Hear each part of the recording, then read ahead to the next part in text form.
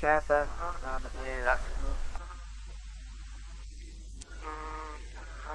Jana, Yogi, Boyan, Boyan, Bo, Swakti,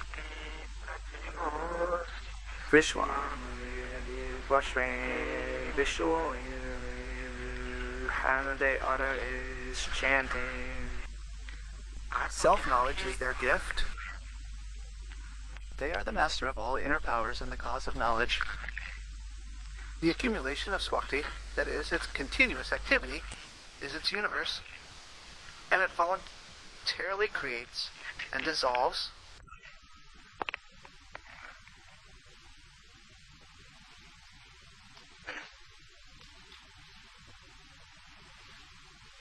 prayer thus.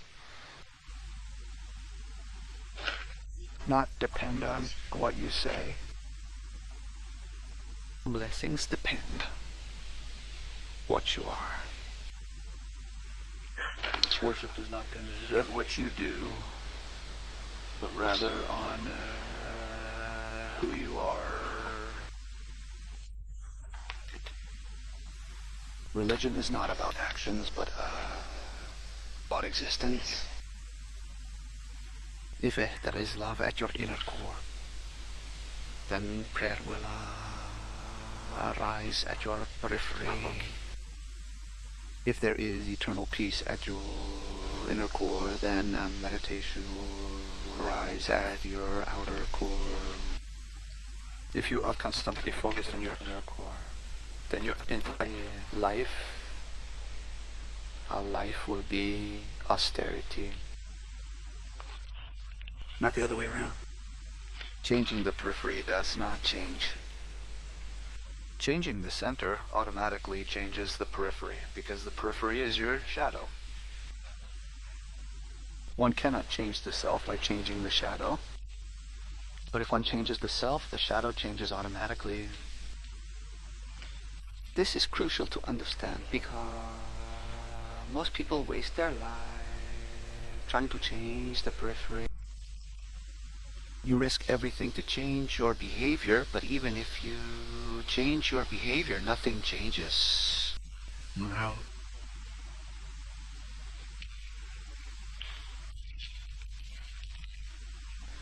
You used to steal.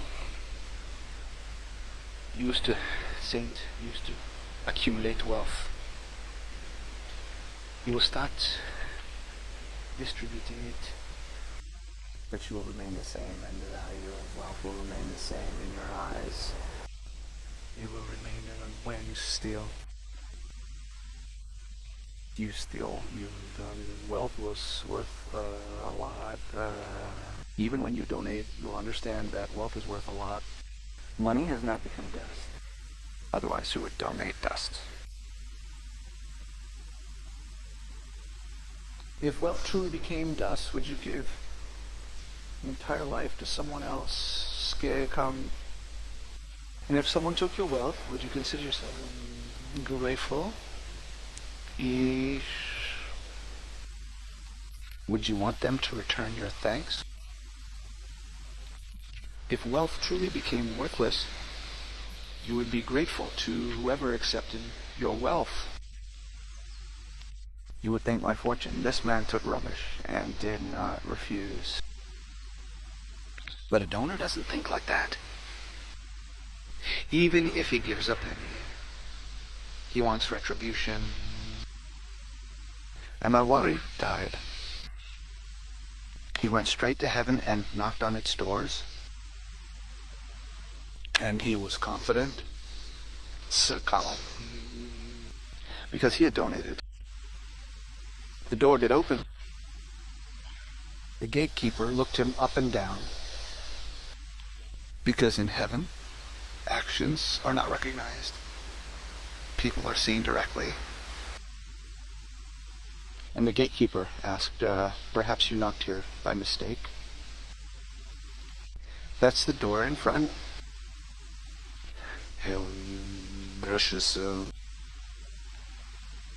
Maori became angry. Did the news read you? Just yesterday, I donated 2 paisies to an old woman. I gave one paise to a blind newspaper girl. When the donation was claimed, the gatekeeper had to open the account there. He told his colleague, look, there were 3 paise written in the Marwari's name. The gatekeeper was worried. He asked, have you ever done anything else? The Marwari replied, I can't remember anything else right now. I would have done it, but I can't remember. Whoever remembers 3 paise? He would have done it, but I can't remember. The account was searched. Only those 3 paise were written in the name. With those 3 paise, he knocked on heaven's door with pride. The gatekeeper asked his colleague, what should I do with it? His companion pulled out 3 coins from his pocket and said, give it to him. He said, knock on the front.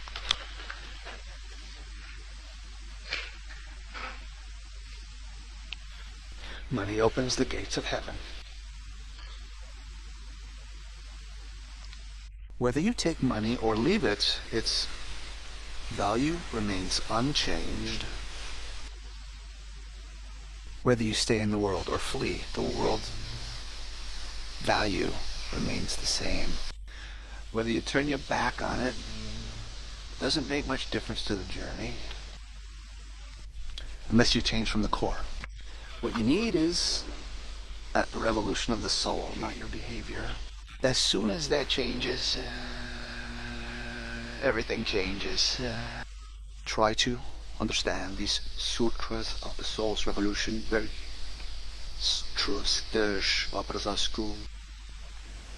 if even a particle of them falls within you, it will be like a spark.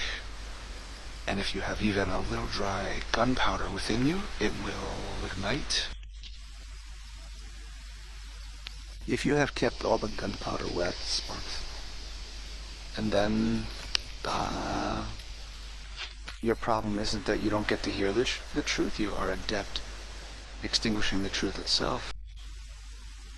Even if the yellow ember falls on all the gunpowder within you, it extinguishes only the ember, not the gunpowder itself.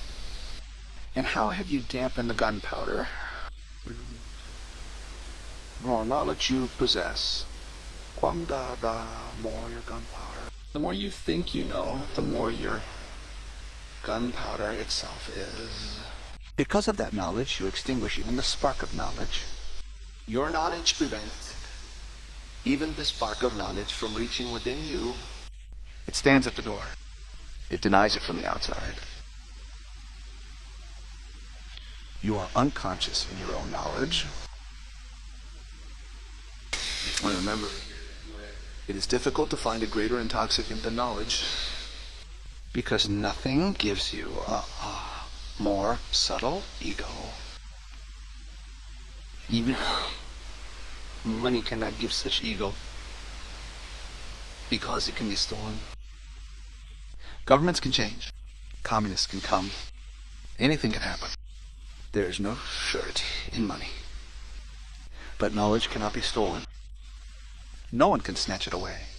Even if you are thrown into prison, your knowledge will go with you. That's why even the wealthy don't have the arrogance that a scholar has. The scholar has. That arrogance is what keeps the gunpowder moist within you. Let go of that arrogance. Your gunpowder will dry up, and even a single spark. Because gunpowder doesn't need a lot of fire. If you burn, it will burn with a single spark. If you can't burn, then even if fire starts, it won't burn. These sutras are like spark. Try to understand them without your knowledge, because if you try to explain them with knowledge, you won't be able to understand. First sutra is Katha, Japa. Those who have become equal to Shiva. Yesterday was our last sutra. Those who have become equal, whatever they say, they chant that. Not a question of what they say.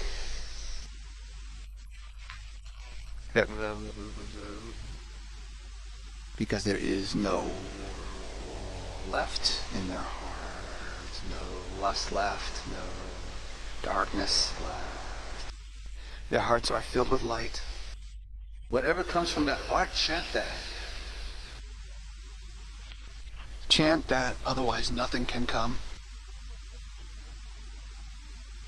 How can darkness come from light? How can hatred come from love? How can anger come from compassion? Now, whatever comes from within them is chanted. Jesus famously said that what you put into your mouth will grant you the kingdom of heaven.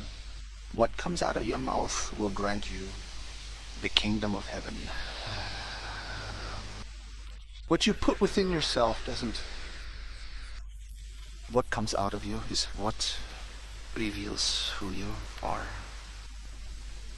One who has become like Shiva won't chant. There's no for chanting. Because whatever he does, we come chanting.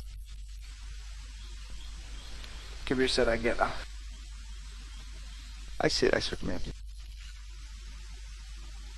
Someone asked Kabir, I've never seen you chanting. When do you worship? When do you pray? People say you're a great devotee, but when do you practice devotion? They see you busy working, weaving cloth, going to the market to sell, but I've never seen you meditate, worship, or worship in the temple. So Kabir said, whatever I do is my circumambulation. Whatever I say is my chanting. My being is my meditation. Whenever you're curious in meditation, what do? You give a small corner of your world of actions to meditation. Meditation isn't an action. You shop, you go to the market, you have to do it. The business of life will continue to flow on the outer periphery. You also allocate a corner of that very periphery for meditation. You think, let's go to the temple before going to the market. Keep this difference in mind. You incorporate meditation into your daily routine and perform 25 tasks. Meditation is one of those tasks. Your world has 1,000 preoccupations. Within that, God is another preoccupation. Then you will be deprived of God.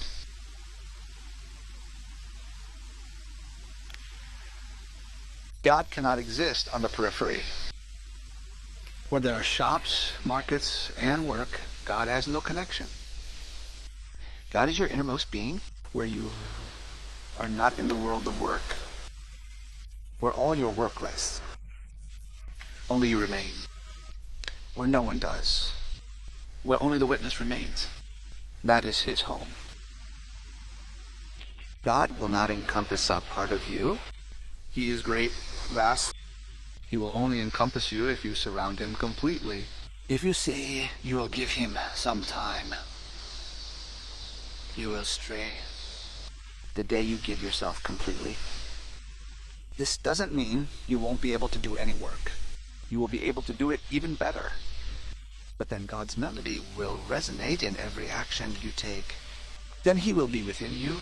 Just as breathing is ongoing, you don't stop breathing when you go to the market. You don't stop breathing when you sit at a shop. You don't stop breathing when you talk to someone. Breathing isn't part of your action. You keep doing everything, your breath continues within you.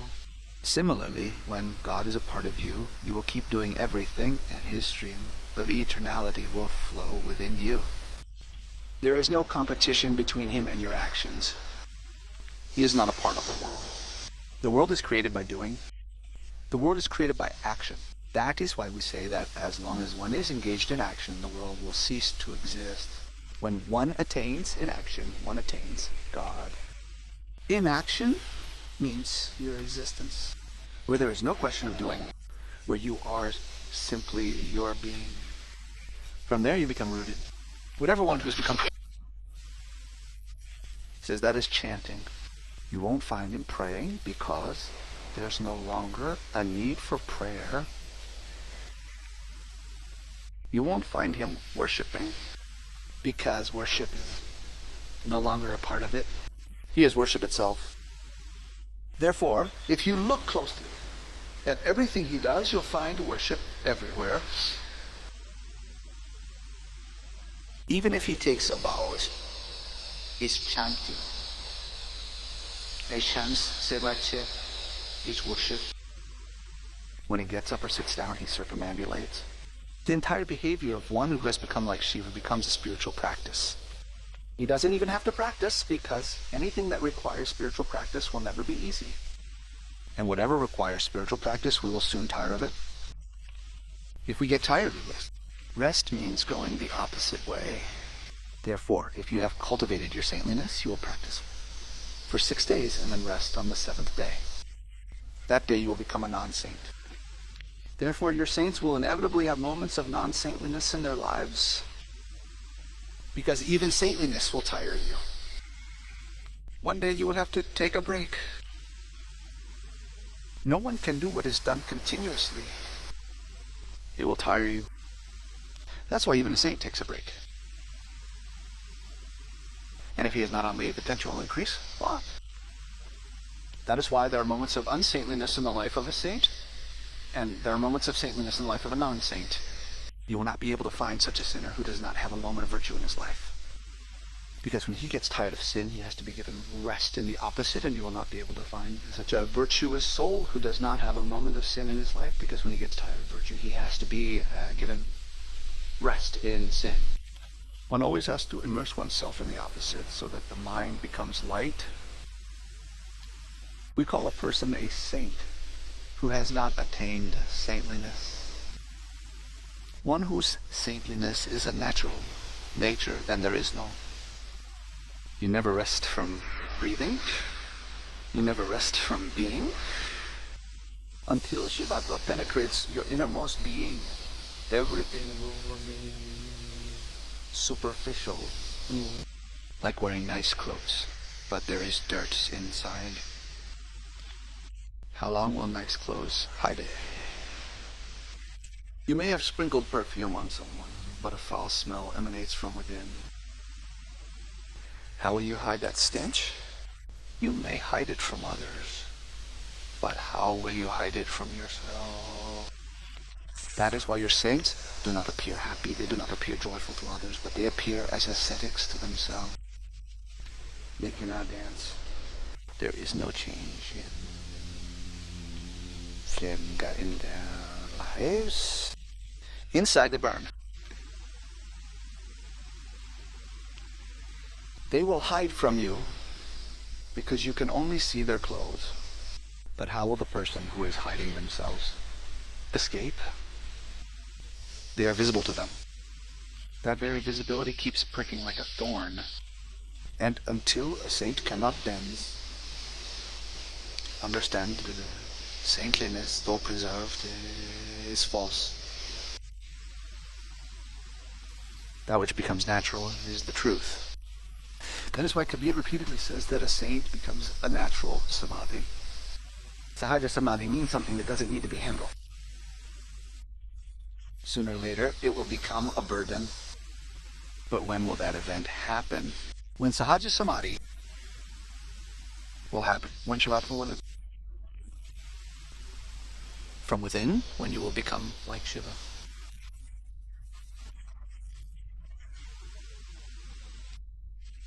And remember, this isn't some future ideal. It can happen right now. Action takes time.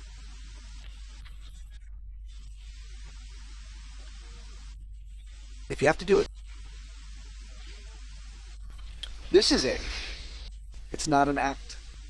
It's realization. There's no need to do it. You just need to see it.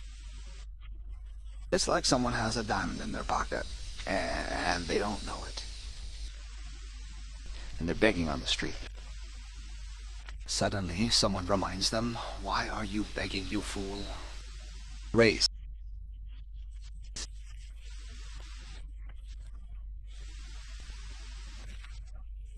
They reach in and then got... It's just like Shivatva is already sitting within you. It's your eternal treasure.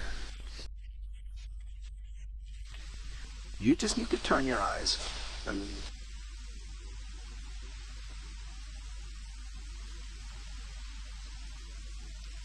If it existed somewhere in the future, there would be difficulty. It takes time. It takes many births to reach within you. Therefore, Shivatva is not to be attained. It is to be discovered. Like peeling the skins of an onion. What happens next? One peel comes off and another peel appears. Keep peeling. Keep peeling. The time will come when all the peels are gone, leaving only nothingness. Just like the layers on a person. And Shivatva is like nothingness. If we understand these peels a little, it will become easier to peel them off. So your life will become like Shiva's, and even your words will become chanting. What is the first layer? First layer is the body, and most people live by this first layer, considering themselves one with it. They are as if they are sitting on the stairs of a palace, making those stairs their home. They do not realize that the stairs are not the home. They are merely a means to reach home. They eat, drink, cook, marry, have children, and their children will never know the palace, because they will be born on the stairs. That will be their home. They will live there. They never even look back to see that these are the stairs while we live on the porch. I can have a chat, and then behind the palace, they never knock on the door, and they haven't knocked for ages. The door is almost jammed shut. Perhaps the door looks like a wall. Now you can't even tell where the door is. First layer is the body, and you live within it. In a certain sense, you feel like the body is mine, not me. And I can never be mine. Whatever is mine may be in my hands, but not me. Even if someone cuts off your leg, you won't be cut. It's be your leg that will be cut. If you were you would feel diminished. If one leg was cut off, I diminished that much. But if you lose a leg, an eye, an ear, or a hand, it doesn't affect your wholeness in the slightest. Your body becomes crippled, but you remain whole. That's why perhaps even the ugliest person can't accept that they are ugly. Because deep down you are beautiful. Perhaps that's why even the ugliest person can't accept that they are ugly. And even the most sinful person can't accept that they are a sinner. Even the worst person is filled with an inner glimpse that they are good. If you look closely at even the worst person, they say, I made a mistake, but I'm not a bad person. I made a mistake, but I'm not a bad person. They may consider their actions wrong, but they can't accept themselves as wrong, and that's okay. They don't know why they feel this way. People die around you, in your family, in your neighborhood, in your village, but you never feel like you're gonna die. There must be something deeper going on, because events happen so often, you don't even realize you're gonna die. It's amazing how even when everyone is dying, the thought that I too would die doesn't sink deeply into your heart. Even if someone tries to explain, you still think it's possible. But a voice deep within keeps resonating. Others will die. I won't die. Otherwise, life will become difficult. Where death is so prevalent, where everyone is standing in line to die, where you too are standing in line, you still live through this death as if it were eternal life. And the reason is that what lies within you will never die. No matter how much you are attached to the body, you have not become the body. That inner truth, no matter how many lies you bring, cannot be. No matter how intoxicated, you are the inner voice of truth. Keeps resonating. One morning I saw. He was laughing. He was so happy, so joyful. I asked what happened this. He looked. You've never been so happy. He said, it's amazing. But you won't understand it till I tell you the whole story. So I said, tell me the whole story. He said, we were two brothers, twins born with identical faces. No one could tell who was who. And throughout our lives, we were unharmed. In school, my brother would throw stones at someone, and I would get punished.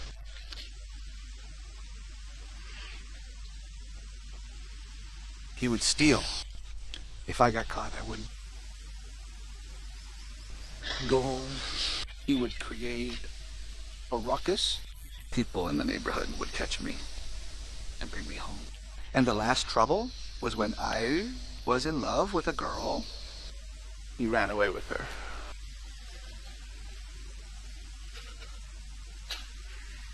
So I asked, why are you so happy about this? Nasruddin said, but 7 days ago, everything was settled. I died, and people buried him.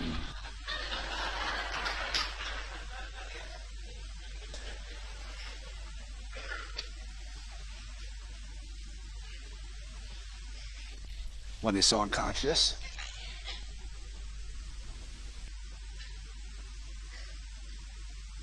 puncture twins, such a mistake wouldn't happen. Nasruddin was drunk to the point of being drunk. You too have drunk a lot of alcohol over many lifetimes, but still, alcohol never completely drowns your senses. Consciousness would emerge in waves. Deep down, you know you won't die. All facts say that death will happen. Yet you are convinced that you will never die.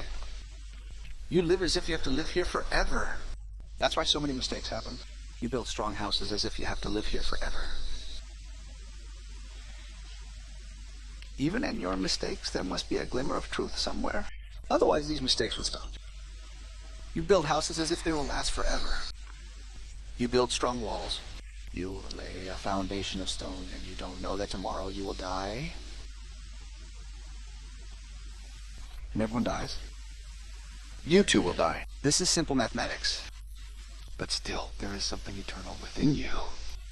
That's why there are glimpses of that eternal in every situation of yours. The body. Yours, not you. You are in the body, but the body itself is not you. The body is the first layer with which you have become identified. You have lived with it for so long. It has become a thief. You are like twins born together.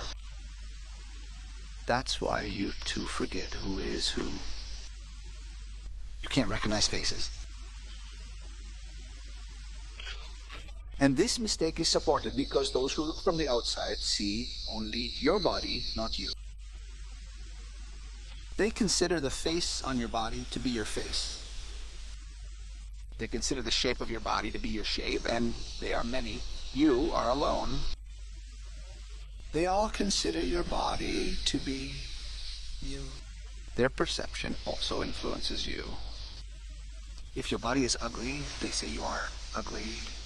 If your body is beautiful, they say you are beautiful. If your body is old, they say you are old. If all the bodies are young, they say you are young and their number is large. You are alone. There are many. The perception also makes you feel that you are just a body. None of them sees your soul. There's a story in the very old Upanishads that Emperor Jana called a big gathering of scholars and sent invitation. All the enlightened ones,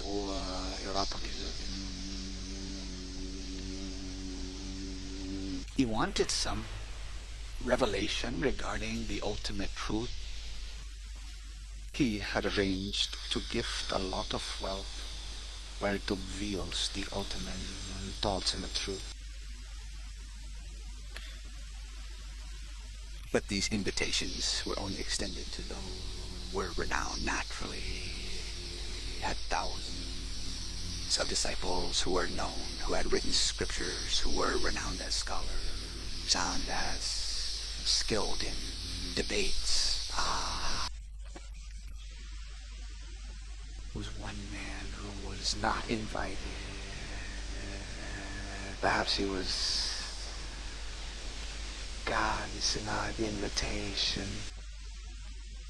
That man's name was Ashtavakra. His body was crooked in 8 places.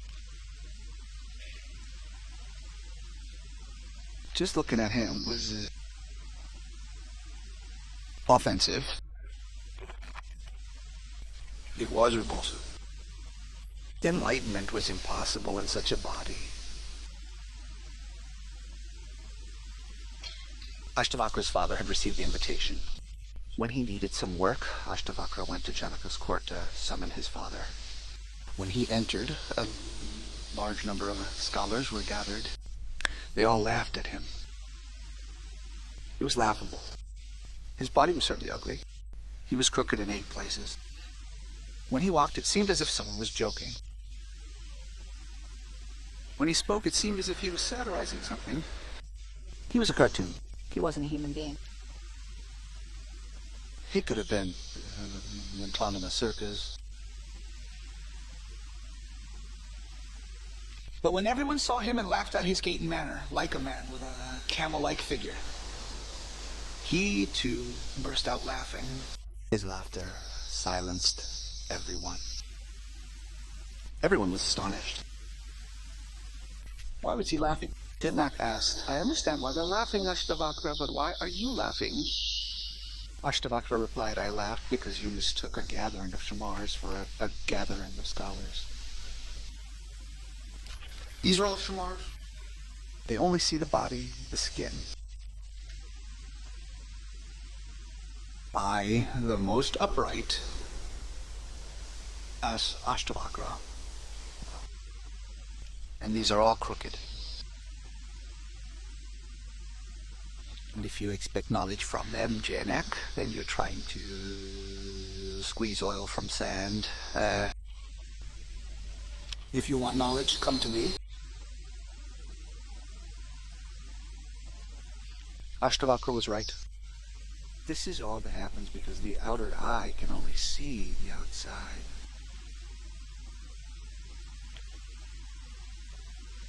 You too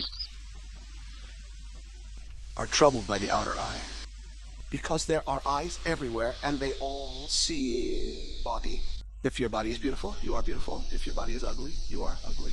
There's so much noise about all of them, and their beliefs are strong because they are the majority. You are always the minority, and they are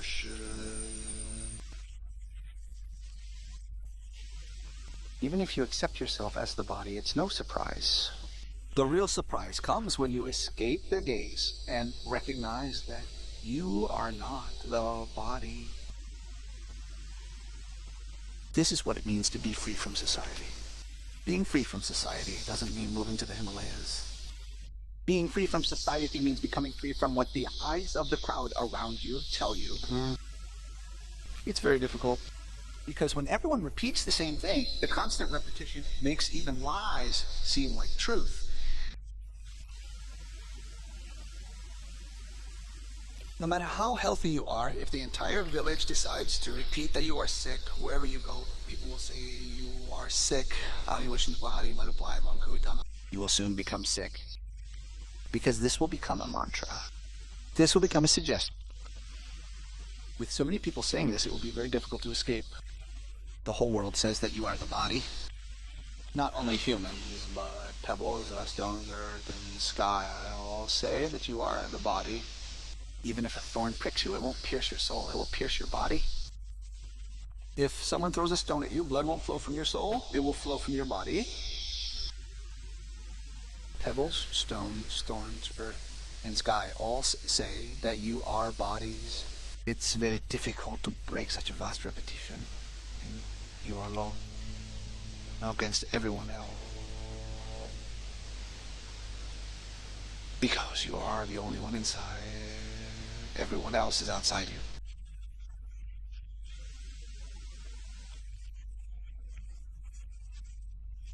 And there's nothing what they say because they see your body, they see your layer. Your neighbors see the fencing of your house, but they don't see the inner chamber of your house. They think this fencing is your house. Their understanding is correct, but you also accept it, and that's where the confusion arises. To be free from society means to be free from the influence of external eyes on you. Those who have become free from the eyes of society will begin to see clearly, I am within the body, but I am not the body. Start breaking the first layer. Gradually develop this awareness that I am not the body. Experience it. It won't be enough just by repeating it. When a thorn pricks you, remember that it pierced your foot. The pain is in your foot. I am the observer. The thorn cannot be silent within me. The pain cannot exist within me. I am merely the perceiving light. Therefore, when you become unconscious, you don't feel the prick of the thorn. So the doctor has to perform an operation and administers anesthesia. He renders you unconscious.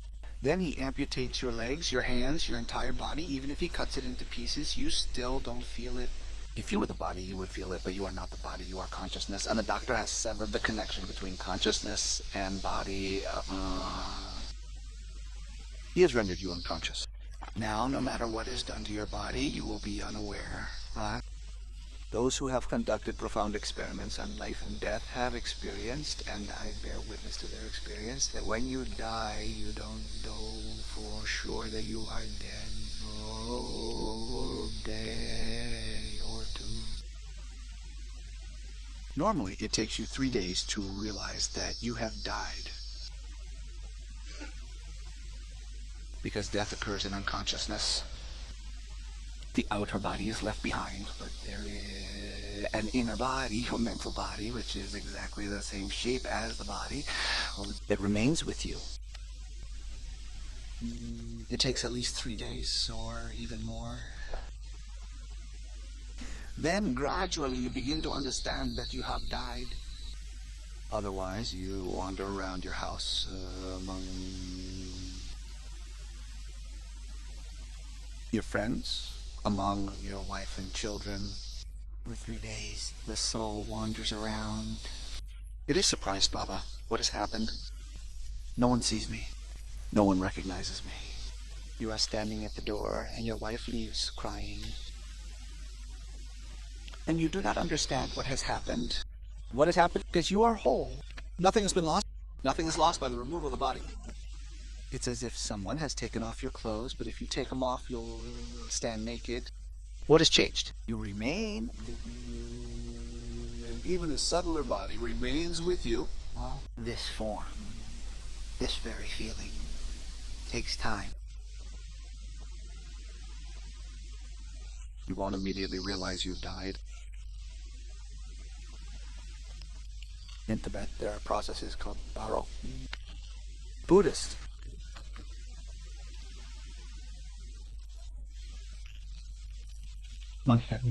As a person is dying, they suggest, look, your body is leaving you. Now you should remember that your body is leaving you. Now, remember this. Die consciously, knowing that the body you have with you now is not a physical body, but an astral body, Now you have left your body. Now you have a choice as to what kind of womb you will accept. That's, all these suggestions are given. And no other nation has done as much deep research on death as Tibet has.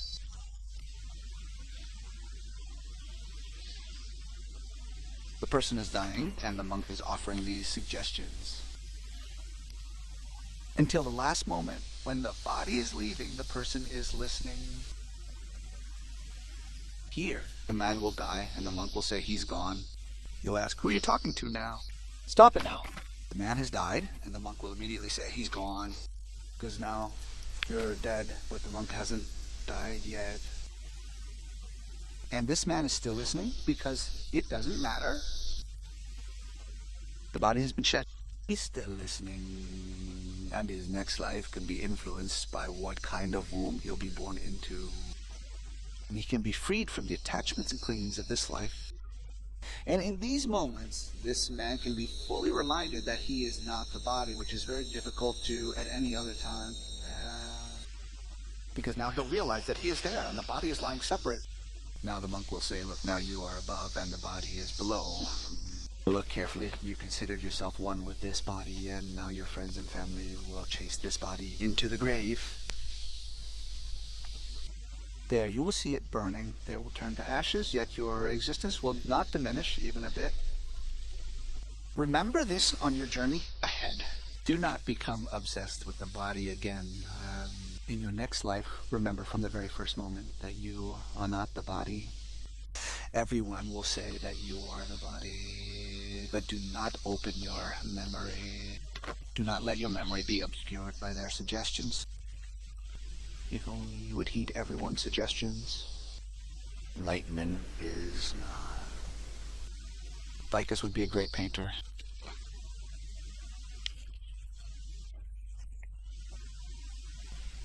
But people would reach out to him too.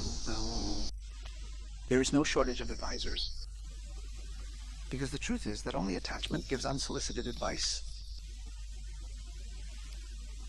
To seek the advice of a wise person, one has to work hard, ask for it, earn it.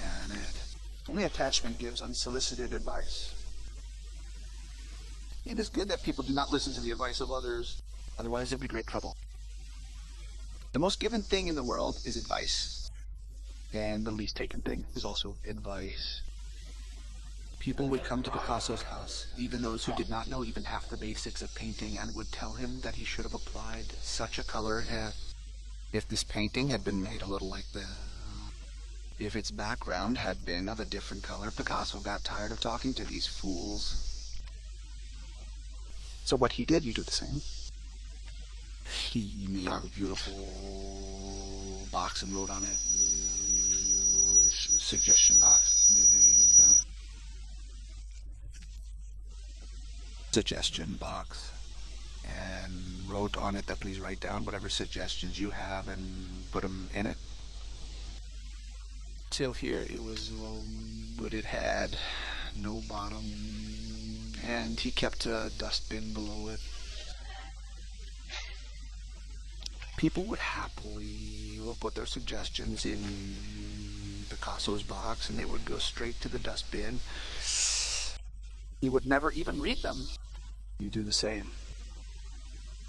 If you want to be free from society, and that is the meaning of renunciation, then be free from the suggestions of people because they are outside. All their suggestions will be external and will hinder your inner knowledge, and do not listen to them. If you want to hear the divine within, then avoid. If you want to hear the inner voice, then close the door to the outside voices completely. Otherwise, the outside voices are so fierce and so loud that the soft voice within will be lost. You will not be able to hear it. That tension is resonating, but you are standing in the market. There is a lot of noise. The first layer is the body.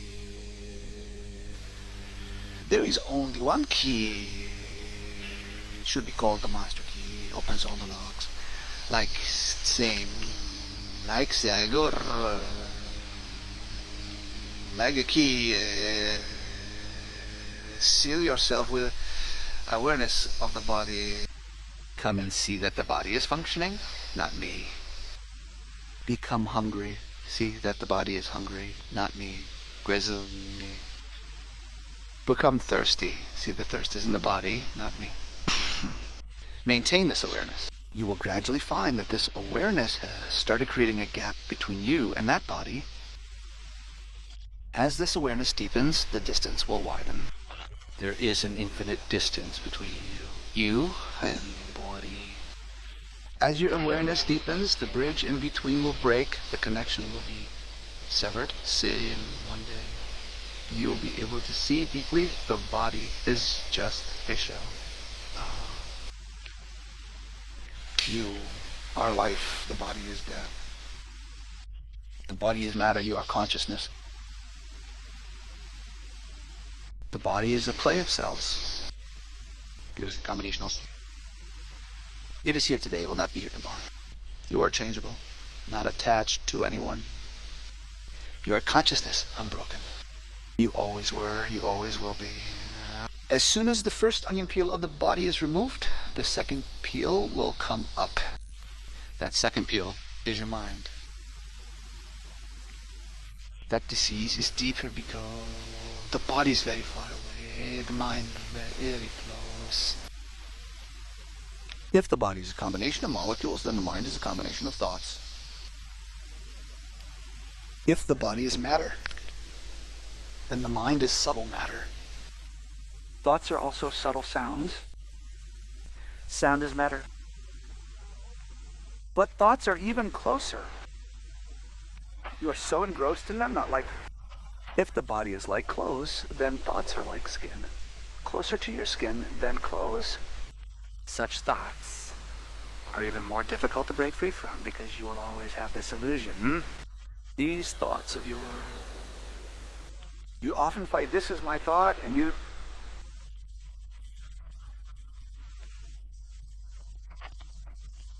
To justify your thought, whether it's right or wrong, because you fear that if your thought is wrong, you are wrong.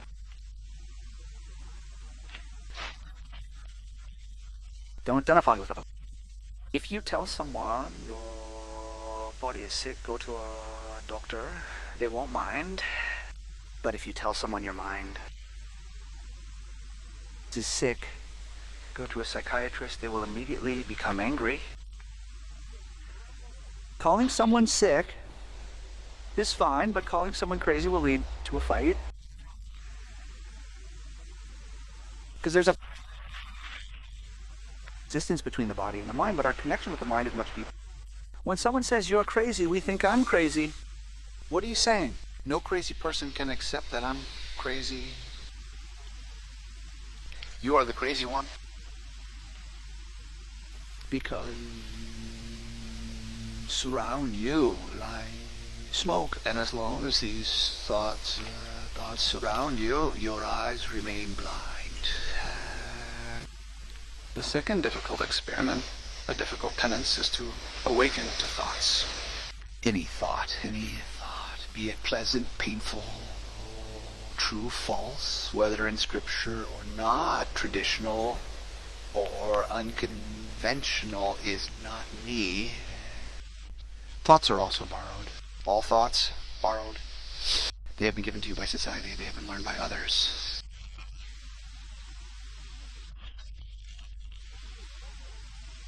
You are that which has come within you without learning. You are only consciousness, not thoughts. Thoughts are like waves flowing on you, like whole cancer floating on a river. You are the river. You are the stream of consciousness. Then gradually peel away the layer of thoughts. And when a thought catches you, remember that it is not me. It is also external dust. Just as dust accumulates on a mirror, thoughts have accumulated on you. And do not consider any thought so close to you that you stand up to fight for it. If people broke their connection with thoughts, all wars in the world would stop. All wars, riots, all violence are due to identification with ideas. Some are communists, some are socialists, some are Hindus. Some are Muslims, some are Jains. All have identified with ideas. You are simply God. You are neither Hindu nor Jain, nor Buddhist, nor Muslim. Your purity is Shivatva. But you get entangled cheaply. You think being a Hindu is more valuable than being God. Being a Muslim is more valuable. And because you are Muslim or Hindu, only temples and mosques fight, and this land becomes empty of religion, never gets filled. All religions make people fight, because all religions become ideas. There is only one religion, and that is your Shivatva. You suffer God, that is all religion. It will never fight. Because where there are no ideas, what fight is there? What bias is there? What opposition is there? The body has separated you from others. Thought has separated you even more. Understand one thing that is very paradoxical. That which has separated you from yourself has also separated you from others.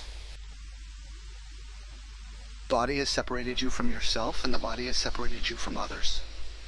Thought has severed you from yourself, and it has severed you from others even more. And the day you become established in your true nature, stripping away both layers of body and thought, you become without a shell. No shell remains. Only pure life remains. That day you will find you have become one with everything, because both belong. That day the divine within you and the divine outside you become one. That day the cloud sky and the sky become one. That day the sky hidden within the pot and the sky spread outside the pot become one. The pot falls away. Identity is the pot. As you peel back the layers, layer means identification. To consider yourself one with that which is not you, identity, and to break identification with all that is not you is meditation. Dignity. Slowly, gradually, only that which you are remains. All the layers of the onion are peeled away, leaving nothingness in hand. This nothingness is your sovereignty, your Shivatva. You saw that we have made a Shiva idol. It is the void. We created it knowingly. Shiva has no face. No one else has a statue as beautiful as his. Because there's no face in it, only the shape. Nothingness. And the day you delve deeper and deeper, you'll find that the shape of nothingness has begun to appear within you too. You're getting closer to Shiva. The day you become just a void of light, a formless flame, with no name and no form. That day, whatever you say will be chanting. Whatever you say now is deception. Whatever you say now is deception. Even if you practice religion right now, it's unrighteousness. You can't do anything else right now. If you try to avoid one mistake right now, you'll accumulate 1,000. The best thing right now would be to do nothing. Just break the identification. Just wake up. Don't do anything. Otherwise, as you try to avoid one mistake, you end up committing another. Mullah Nasruddin was sitting on the seashore.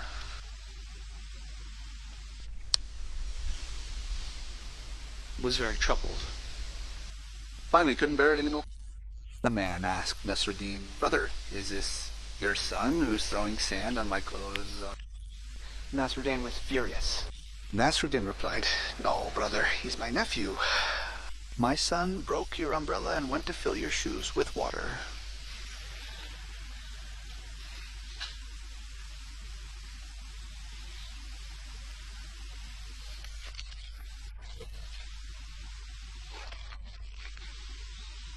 Try to be careful here. Don't make a mistake there. The excuses you give to explain your mistakes often lead to even bigger ones.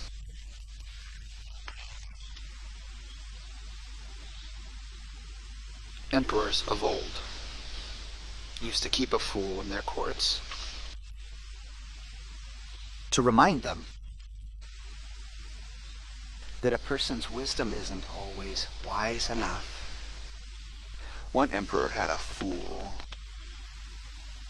One day the emperor was standing in front of a mirror. The fool jumped up and kicked the emperor's back raw hard that he fell on the mirror. The mirror shattered and the mirror shattered. Blood. This is too much. Seen fools before, but never one like you. And what have you done? Yep. To explain this even greater foolishness, I'll have you hanged. He said, Your Majesty, I thought the Queen was standing there. This is the reason he gave.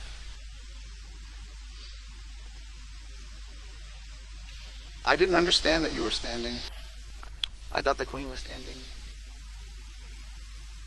The Emperor had to leave her because he gave an even more dangerous reason. Wherever you are, you stand in darkness. You make one mistake, and whatever reason you find to fix it, you make another mistake. And this is how a cycle of mistakes is formed. You go to the temple to escape the shop, but you can't reach it. The temple becomes a shop, and even bigger. You escape here, but you get trapped there. Because the reason isn't outside, but inside. You're in darkness. Wherever you go, the same trouble will arise. I was caught one day. I was in jail. I went to meet you.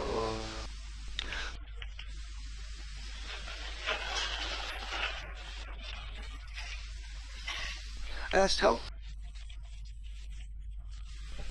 He said, what can I say?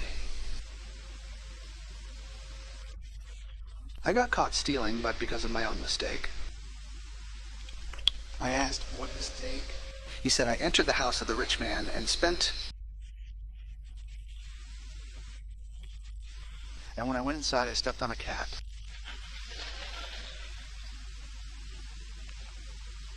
You spend your whole life befriending dogs like this. You would have stepped on a cat. You have no eyes. You're wandering around in the dark, groping here and there. The real question isn't whether you're searching. The real question is whether you're the light.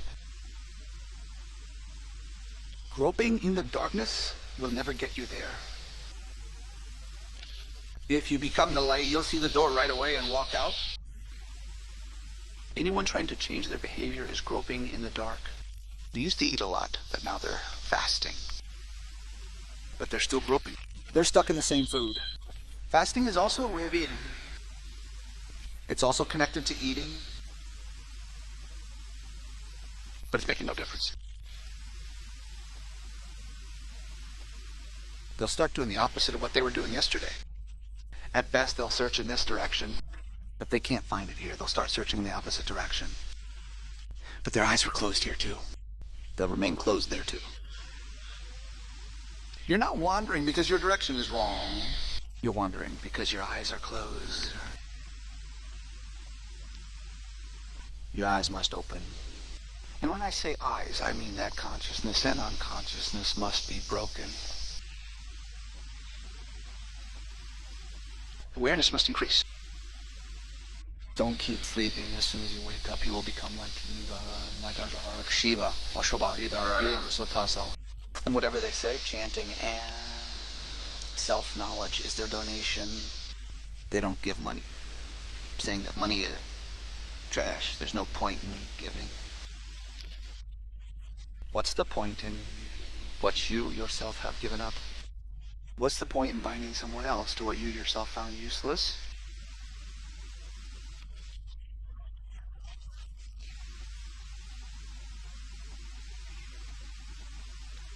The only thing they can give you is self-knowledge. That is their donation. But you see, you don't keep track of it. Ask the Jains. They keep accounts of Mahavira. How many horses, how many elephants, how many chariots, how many diamonds and jewels he donated.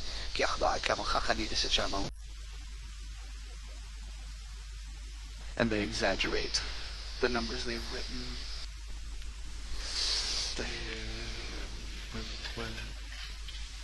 They were the owners of a small kingdom, not a very large empire.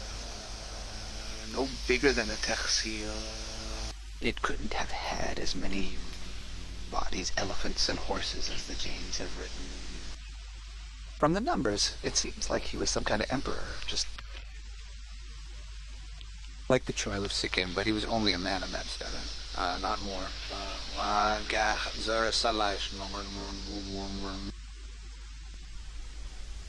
At that time, there were 2,000 states in India.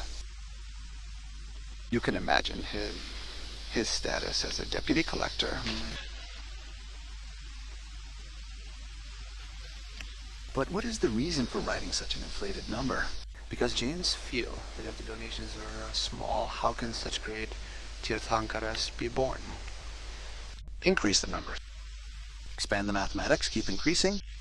Billions of elephants, horses, diamonds, and jewels worth billions and trillions. If they are renunciation, but those blind people do not know that there is no connection with that renunciation. The real diamond that Mahavira gave, that self-knowledge, self-knowledge has not been added to it at all. You can see only where your lust lies, where your interest lies. That is what you see. The word self-knowledge does not seem to be of any value. If I hold self-knowledge in one hand and Kohinoor and diamond in the other, ask what will you take from your heart?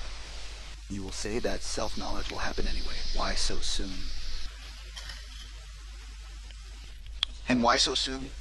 You may have found the Kohinoor in many words, whether you find it or not, you will choose the Kohinoor because you will see only the essence in that which you are blind. One who has become like Shiva has only one gift, self-knowledge. He shares what he has received. He gives you a taste of what he has tasted. He shares only himself. He doesn't share his wealth. He shares himself. He makes you a partner. External wealth has become worthless in comparison to his inner wealth. It has no value. Whether you die poor or rich makes little difference. Whether you die well-fed in a good bed, or die on the street without food or water, it makes no difference.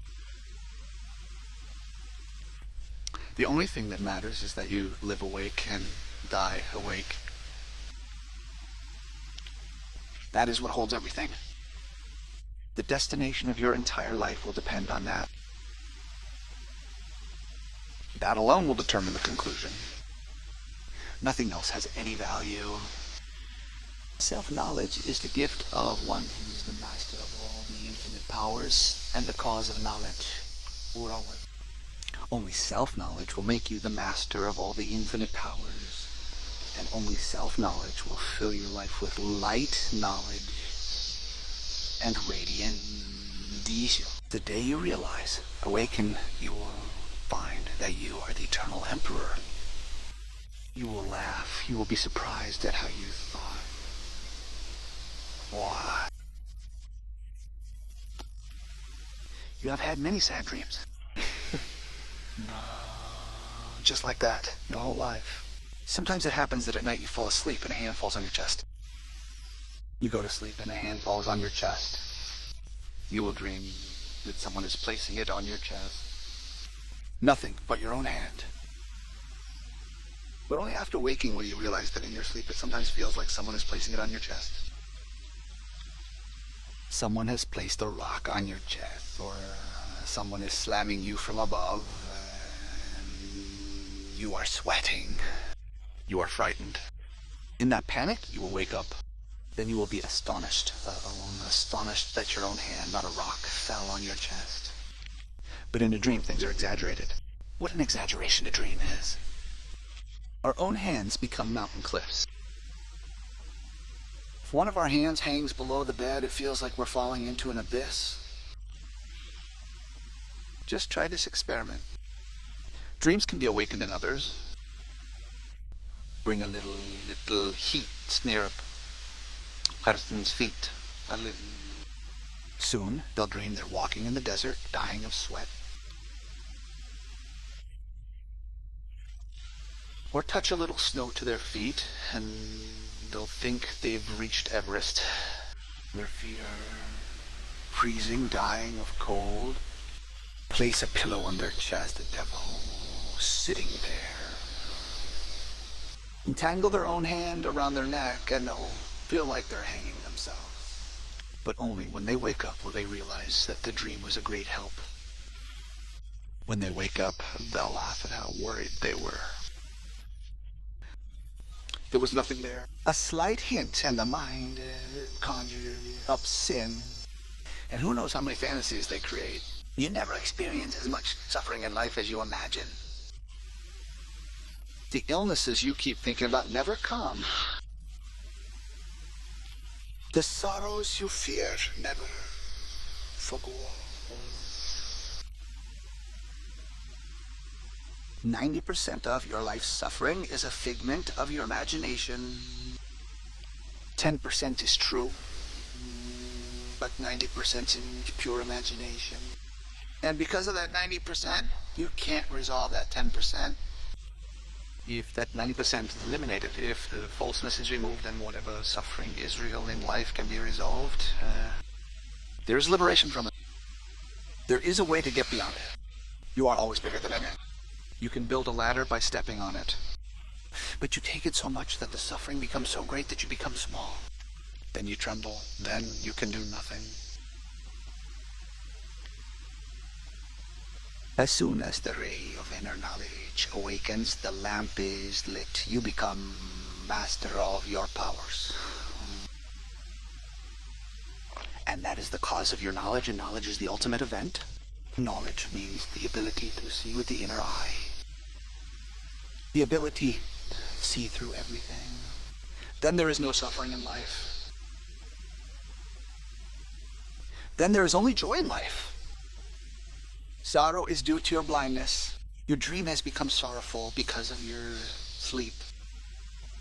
Consciousness knows no suffering and knows only joy. The introduction to self-power means constant pleasure. Its world. The person who attains knowledge is in constant inner pleasure and constant pleasure. The seed of self-power, the power within him, gives birth to countless pleasures. Happiness keeps decreasing there every moment. Just as a waterfall flows continuously, so does the stream of happiness. Infinite sources of happiness flow within you every moment.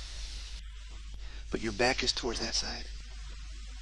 And remember, religion is not renunciation. Religion is the ultimate pleasure. God is not sitting and crying, he is dancing. Don't search for God while crying. You will not find him anywhere. And whoever you meet, and among you will be someone who is acting as God. God is dancing. This entire life is a festival of joy. In this life, suffering has no place to go. Suffering is your imagination. Suffering is created by you.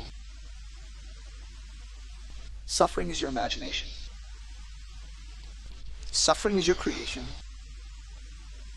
And a blind man can do nothing else. He will collide wherever he goes.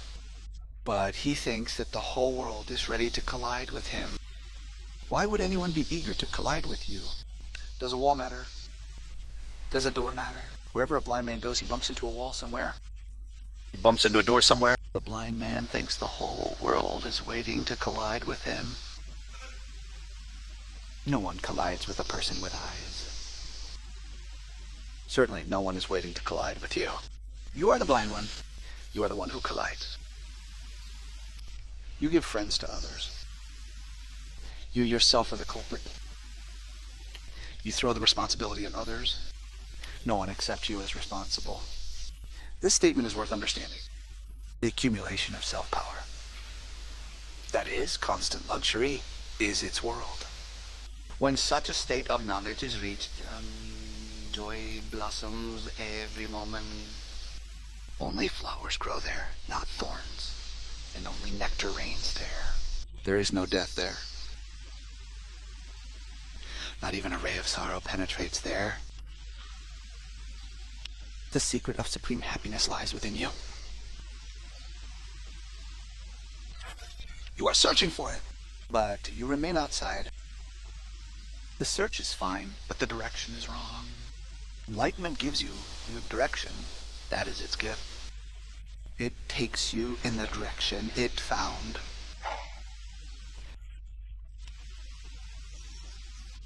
Enlightened One doesn't explain to you because there's no way to explain. He takes you by the hand, but you're so afraid to hold anyone's hand. You can't surrender, you can't trust anyone. Your sister has made you so secure that you think the one who takes you out of suffering might also lead you into trouble. You've been in so many troubles that all you see is trouble.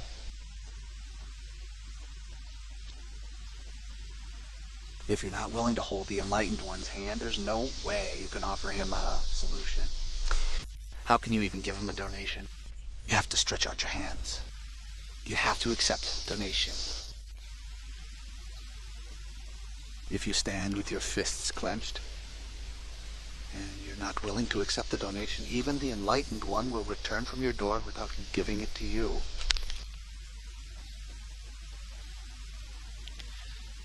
The accumulation of the self, that is, constant pleasure, is its universe.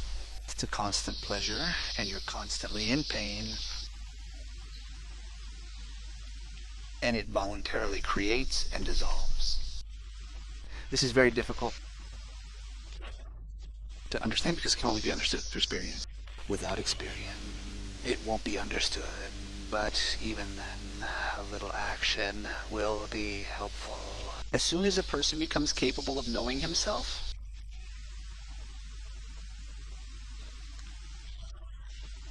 he gains access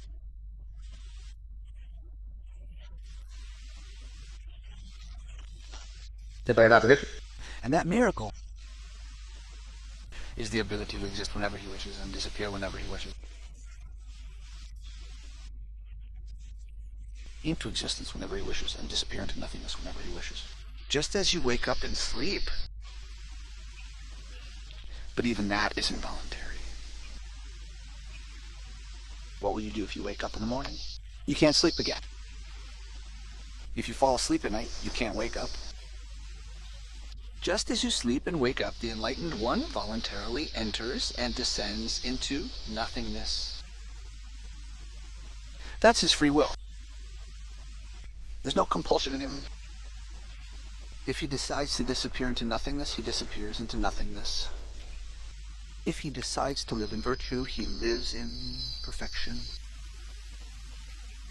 In the life of the Buddha, it is mentioned that he went to the gates of heaven. The gatekeeper opened the gates, but he stood with his back turned.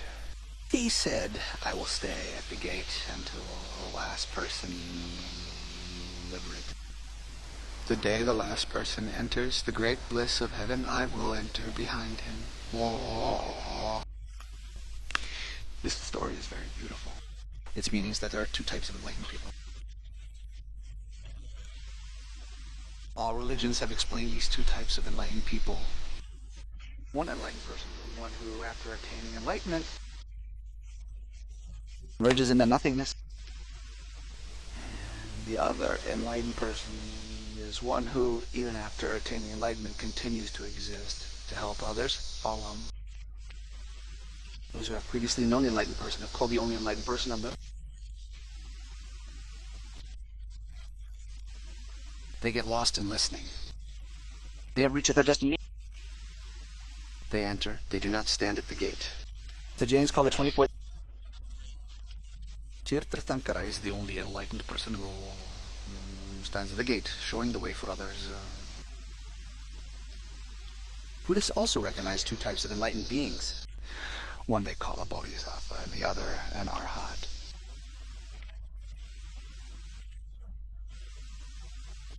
A bodhisattva is an enlightened being who stops for others, and an arhat is an enlightened being who, after finding his own, dissolves into self-absorption. All religions recognize two types of enlightened beings because there are two types.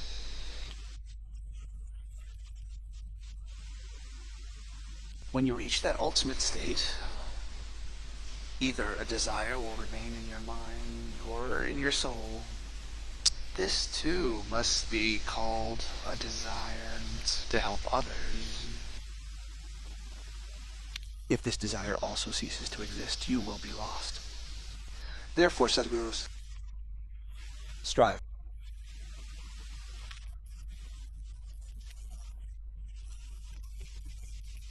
There are two elements that ultimately remain. Wisdom means knowledge, and compassion means kindness.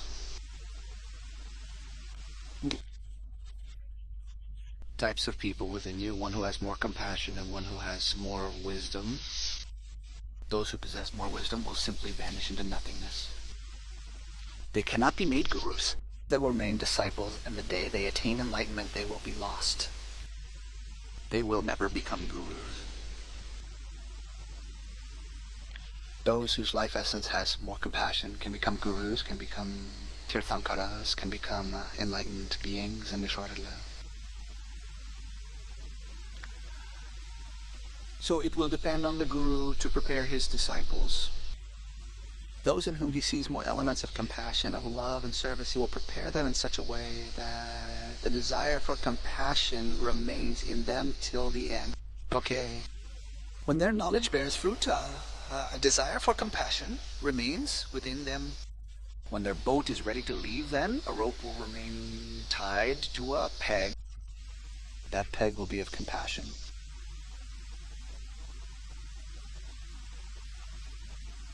Or there is no element of compassion within them. It is dry wisdom. So there is no need to save any peg for them. As soon as their boat is ready, they will set out on the journey. They will get lost in the great void. A person who has attained Shivatva establishes and dissolves at his own will. Can either remain in existence to serve or disappear into nothingness. This is his free will. And remember, only he has free will. You have no free will. You do not have your own being, so how can you have free will? You may say that you are doing this of your own free will, but that is a lie you do. What free will do you have? Free will is when someone abuses you and you do not get angry. It is possible that you do not express anger, but as soon as someone abuses you, anger will arise within you. Free will is when someone abuses you and you stand as if there was no abuse. Free will is when someone praises you and you stand as if there was no praise. Nothing's happened. You are the same as before. There is not the slightest difference. Then you are the master of yourself. Then you are the Lord. And the final decision on such mastery is made at the last moment. Thus the Buddhists have two religions.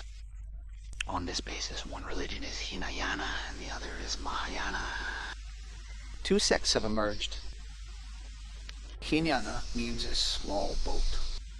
It can only carry one person, not many. It is the boat of an arhat. He sits down and sets off on his journey. Mahayana means a large boat. It is the boat of a bodhisattva. Even after he sits down, the boat stops so that others can board. Then it becomes his boat. It is difficult to say who is right and who is wrong. In that situation, it is difficult to decide what is right and what is wrong, which suits one's nature. Those with a feminine heart will become bodhisattva, and those with a masculine heart will become arhats. are two types of hearts. So even in the moment of solitude, two types of hearts will be decisive. Either you have a masculine heart, dry wisdom, or a feminine heart, full of compassion. Full of compassion. Either you are full of love or full of knowledge, or you are a wise man or a devotee. These two opposites together create the world. Everything in the world is made up of opposites. Darkness and light, man and woman, birth and death, compassion and wisdom. Even in the last moment, these two elements will remain at the edge. Whichever prevails will be decisive. But then you will have to use your free will. Then the free will is yours, because a free man is no...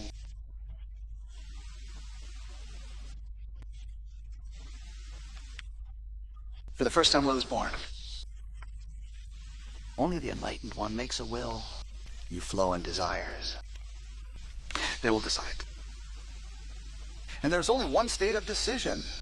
Before this, there is no state of decision. Then you flow. I am not a decision maker. Someone asked Gurudev, what should I do? Guruji said, I wish you could do something. So I will tell you. Right now you cannot do. Right now, you are in a blind flow. Right now you are like a blade of grass swaying on the waves, going wherever the waves take it. Where are you right now? Someone asked Buddha, I want to serve people. I want to serve them. Buddha looked at him very carefully and compassionately said, right now you are not there. How will you serve? The decision comes at the last moment. After self-knowledge, you have the power to decide, because you become equal. You are no longer the creation, you become the creator. Then you are no longer a part of this world. You are God himself. Now the whole game is in your hands. Now you are the controller. Final decision comes to hand, and that is either you will choose to stay in your boat and bring others aboard.